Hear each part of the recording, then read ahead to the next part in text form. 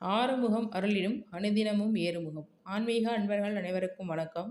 ஆன்மீக பதிவு சேனலில் தொடர்ந்து பல பதிவுகளை பார்த்து கொண்டு வருகிறோம். இதில் நாம் பார்க்கக்கூடிய இன்றைய பதிவு தைப்பூசம் நெருங்கி கொண்டு வருகிறது அல்லவா? முருகனுக்கு மாலை அணிந்து வழிபடக்கூடிய விரதத்தை பெண்கள் எவ்வாறு எடுத்துக்கொள்ளலாம் அப்படிங்கிறத பற்றி இன்றைய பதிவில் பார்க்கலாம் வாங்க.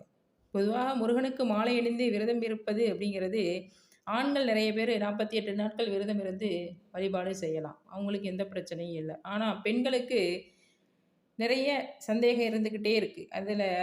அதற்காக தான் இந்த பதிவு. அதாவது பெண்கள் தொடர்ந்து 48 நாட்கள் விரதம் இருக்க முடியுமா மாலை அணிந்து அப்படின்னா இருக்க முடியாது. ஏன் அப்படின்னா அவங்களுக்கு மாதவிடாய் பிரச்சனை அப்படிங்கிறது இடையில ஏற்பட்டுவிடும். ஸோ அவங்க 30 நாட்களுக்கு மேலே விரதம் இருக்க முடியுமா என்றால் இருக்க முடியாது. ஏன்னா இடையில மாதவிடாய் பிரச்சனை அப்படிங்கிறது ஏற்படுறதுனால அவர்களுக்கு ஆண்களை போல 48 நாட்கள் விரதம் இருக்க இயலாது. இந்த விரத காலங்களை சுருக்கி வேணுமா கொள்ளலாம். 48 நாட்கள் அப்படிங்கிறத அவங்க குறைத்து கொள்ளலாம், சுருக்கி கொள்ளலாம். நீங்கள் ஒரு கணக்கு வச்சுருப்பீங்களா? மாதவிடாய் என்ற எந்த நாள் ஆரம்பிக்குது அப்படிங்கிறது ஒரு கணக்கு இருக்கும்.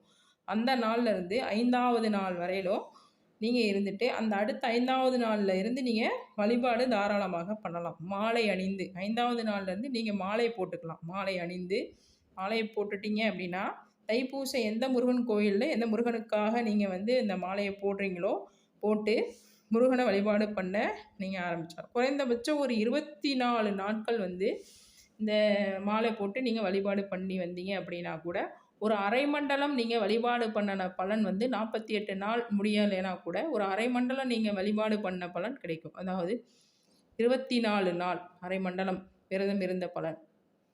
எப்படி விரதம் இருக்கணும் அப்படின்னு பார்த்தீங்கன்னா, காலை மாலை 2 வேளை நீராடி கந்த சஷ்டி, கந்தகுரு கவசம், திருப்புகழ், கந்தர் அலங்காரம், கந்தர் அனுபூதி இந்த மாதிரி நீங்கள் பாராயணம் பண்ணலாம். சிலர் ஒரு வேளை உணவு எடுத்துக்கொண்டு முருகனையும் வழிபடலாம். ஒரு சிலர் 3 வேளையும் உணவு எடுத்துக்கொண்டு விரதம் இருந்து வழிபாடும் பண்ணலாம். அவரவர்கள் உடல் ஆரோக்கியத்தை பொறுத்து விரதம் என்பது அவர்கள் உடல் வலிமையையும் பொறுத்து விரதம் என்பது இருக்க முடியும். மற்றபடி நீங்கள் இந்த கணக்கை எடுத்துக்கொண்டு உங்கள் ஊரில் இருந்து இந்த கோயிலுக்கு நீங்கள் நடந்து செல்ல ஒரு உதாரணமாக ஒரு 10 நாள் ஆகுது அப்படின்னா வச்சுக்கோங்க.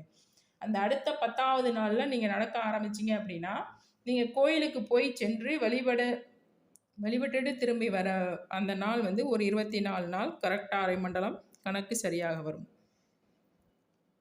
அதனால் ஒரு மாதம் பெண்கள் விரதம் இருந்து வழிபாடு பண்ணுறது அப்படிங்கிறது, அதாவது ஒரு மாதம்னா 48 நாட்கள் நீங்கள் விரதம் இருந்து வழிபாடு பண்ணுறது அப்படிங்கிறது பெண்களால் இயலாதது. நாட்களை சுருக்கி கொண்டு விரதம் இருந்து முருகப்பெருமானை வழிபாடு பண்ணலாம். இந்த மாதவிடாய் பிரச்சனையெல்லாம் இருக்கிறவங்களுக்கு தான் இந்த மாதிரி வழிபாடு. மாதவிடாய் பிரச்சனை இல்லை, எங்களுக்கு அந்த பிரச்சனை இல்லை, நின்று போச்சு அப்படிங்கிறவங்க எதை பற்றியுமே கவலைப்பட தேவையில்லை. அவங்க 48 நாட்கள் விரதம் இருக்கலாம், 30 நாளும் விரதம் இருக்கலாம், 21 நாட்களும் விரதம் இருக்கலாம். அது அவங்களுடைய உடல் அமைப்பை பொறுத்து. நிறைய பேருக்கு விரதம் அப்படிங்கிறது உடல் அமைப்பை பொறுத்து விரதம் இருப்பது அப்படிங்கிறது சிறப்பு. இந்த பதிவு உங்களுக்கு நிறைய பேர்த்துக்கு மன சங்கட்டமாக இருக்குது அப்படிங்கிறவங்க பயனுள்ள தகவலாக அமையும் அப்படின்னு நினைக்கிறேன். எல்லாம் வல்ல முருகப்பெருமானின் அருள் எல்லாருக்கும் கிடைக்கப்பெற வேண்டும் என்று சொல்லி உங்களுக்கு நன்றியும் வணக்கத்தையும் சொல்லி விடைபெறுகிறேன். நன்றி, வணக்கம்.